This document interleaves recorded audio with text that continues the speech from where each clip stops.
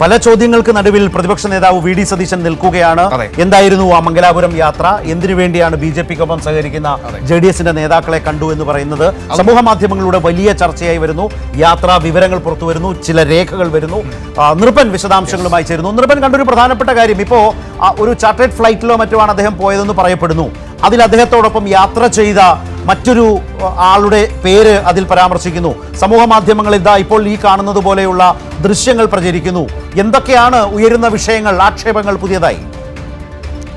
തീർച്ചയായും ശരത്ത്, അത്യന്തം ദുരൂഹമായ ഒരു യാത്രയെ സംബന്ധിച്ച വിശദാംശങ്ങൾ തന്നെയാണ് സോഷ്യൽ മീഡിയയിൽ ഇപ്പോൾ പുറത്തു വന്നുകൊണ്ടിരിക്കുന്ന വിഷ്വലുകൾ, ദൃശ്യങ്ങൾ വെളിവാക്കുന്നത്. കർണാടകയിലെ NDAയുടെ ഘടകകക്ഷിയായിട്ടുള്ള JDS-ന്റെ പ്രധാനപ്പെട്ട 2 നേതാക്കളുമായി VD സതീശൻ പ്രത്യേകം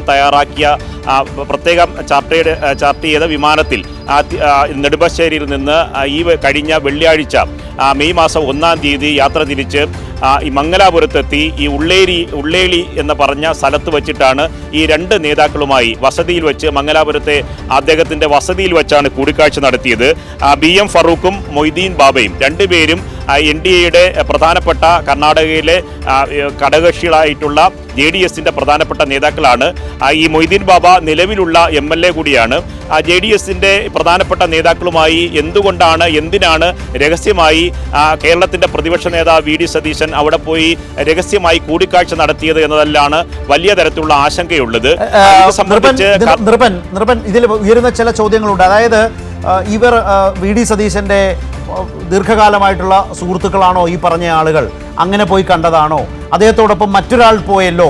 ഈ ആളുടെ പശ്ചാത്തലവും ദുരൂഹവും സംശയാസ്പദവുമാണല്ലോ. ആ ചാർട്ടേഡ് ഫ്ലൈറ്റിൽ അദ്ദേഹത്തോടൊപ്പം സഞ്ചരിച്ചയാളെക്കുറിച്ചും അങ്ങനെ ചില സംശയങ്ങളും ചോദ്യങ്ങളും ഉയരുന്നുണ്ടല്ലോ. മറ്റു കോൺഗ്രസ് നേതാക്കൾ ഈ യാത്രയെ വളരെ വലിയ സംശയത്തോടെ, സൂക്ഷ്മതയോടെ വിലയിരുത്തുകയാണോ? തീർച്ചയായും ശരത്ത്, അത് തന്നെയാണ്. ഈ റെജികുമാർ എന്ന് പറയുന്ന VD സതീശനൊപ്പം സഞ്ചരിച്ച 2ാമത്തെ ആളെന്ന് പറയുന്നത് സ്വർണ്ണക്കടത്ത്, ശബരിമല സ്വർണ്ണക്കടത്തുമായി ബന്ധപ്പെട്ട് ഈ അന്വേഷണ സംഘം ചോദ്യം ചെയ്ത് വിട്ടയച്ച ആളാണ്. അന്ന് തന്നെ പലതരത്തിലുള്ള വിവാദങ്ങൾ ആ ഘട്ടത്തിൽ റെജികുമാറുമായി ബന്ധപ്പെട്ട് പുറത്തു വന്നിരുന്നു.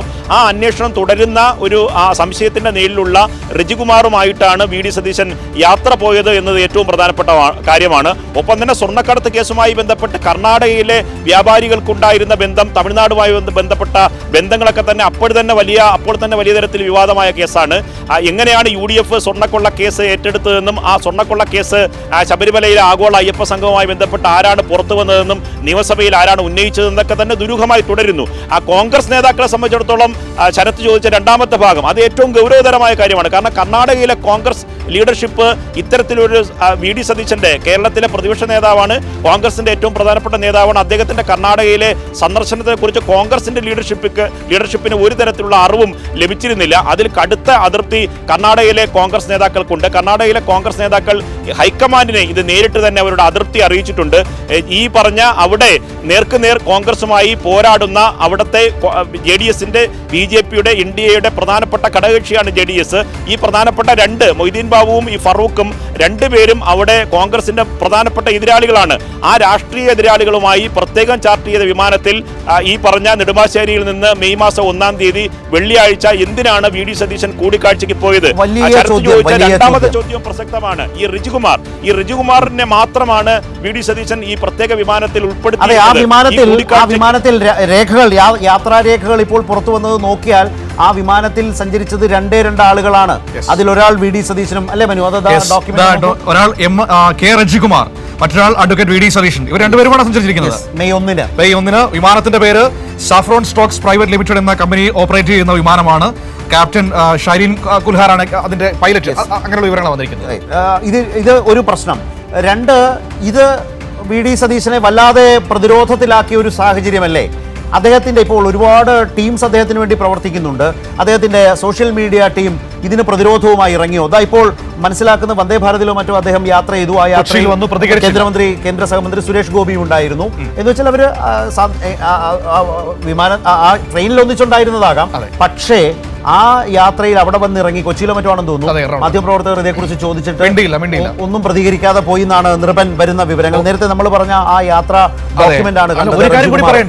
ഒഫീഷ്യൽ യാത്രയല്ല, അപ്പോൾ ഇതിന് പണം കോൺഗ്രസ് കൊടുക്കില്ല. ഈ വിമാനം ചാർട്ട് ചെയ്തതിന്റെ അതാര് കൊടുക്കും? അപ്പോൾ ഇതിൽ ഒരു ഒരുപാട് കാര്യങ്ങൾ വിശദീകരിക്കേണ്ടതായി അദ്ദേഹത്തിന് വരുന്നില്ലേ? ഈ വിവരങ്ങൾ, ഈ യാത്രാ വിവരം പുറത്തു വന്നതിൽ അദ്ദേഹം അസ്വസ്ഥനായിരിക്കുമല്ലോ സതീശൻ നൃപൻ.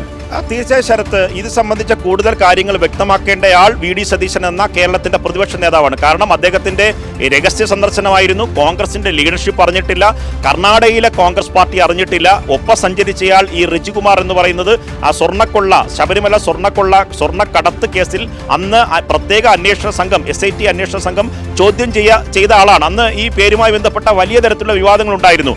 ഈ രഹസ്യമായിട്ടുള്ള യാത്ര എങ്ങനെയാണ് നടത്തിയത്? പ്രത്യേകം ചാർട്ട് ചെയ്ത വിമാനത്തിൽ ഇവർ രണ്ടുപേർ മാത്രമേ ഉണ്ടായിരുന്നുള്ളൂ. ഈ പറഞ്ഞ BM ഫറൂഖിന്റെയും മൊയ്തീൻ ബാബയും ഒപ്പം ഉണ്ടായിരുന്ന രഹസ്യമായി BM ഫറൂഖിന്റെ വീട്ടിൽ വെച്ചാണ് കൂടിക്കാഴ്ച നടത്തുന്നത്. അങ്ങനെ അടിയന്തരമായി തെരഞ്ഞെടുപ്പിന്റെ വോട്ടെടുപ്പ് കഴിഞ്ഞ് ഈ വോട്ടെണ്ണലിന്റെ ദിവസങ്ങൾ മാത്രം ബാക്കി നിൽക്കെ എന്തുകൊണ്ടാണ് വളരെ പെട്ടെന്ന് ഈ ഫലം വരുന്നതിന് വളരെ പെട്ടെന്ന് ഇങ്ങനെ ഒരു രഹസ്യമായ ഒരു യാത്ര നടത്തി എന്നത് ഏറ്റവും പ്രധാനപ്പെട്ട കാര്യമാണ്. അത് സംബന്ധിച്ച് ആദ്യം മറുപടി പറയേണ്ടത് കേരളത്തിന്റെ പ്രതിപക്ഷ നേതാവ് വി ഡി സതീശൻ തന്നെയാണ്. സ്വാഭാവികമായും കേരളത്തിലെ കോൺഗ്രസ് നേതാക്കൾ വലിയ രീതിയിൽ ഇക്കാര്യത്തിൽ ആശങ്ക പ്രകടിപ്പിക്കുന്നുണ്ട്. പലരുമായും സ്വകാര്യമായി നമ്മൾ സംസാരിച്ചപ്പോൾ ഈ ആശങ്ക പ്രകടിപ്പിക്കുന്നുണ്ട്. ഇനി സ്വാഭാവികമായും ഇക്കാര്യങ്ങളിൽ അഭിപ്രായം പറയേണ്ടത് ആദ്യം വി ഡി സതീശനാണ്. വി ഡി സതീശന്റെ അഭിപ്രായം വന്ന ശേഷമായിരിക്കും കോൺഗ്രസിന്റെ ലീഡർഷിപ്പിലെ മറ്റു നേതാക്കൾ ഇത് സംബന്ധിച്ച പ്രതികരണം നടത്തുക. ശരത്.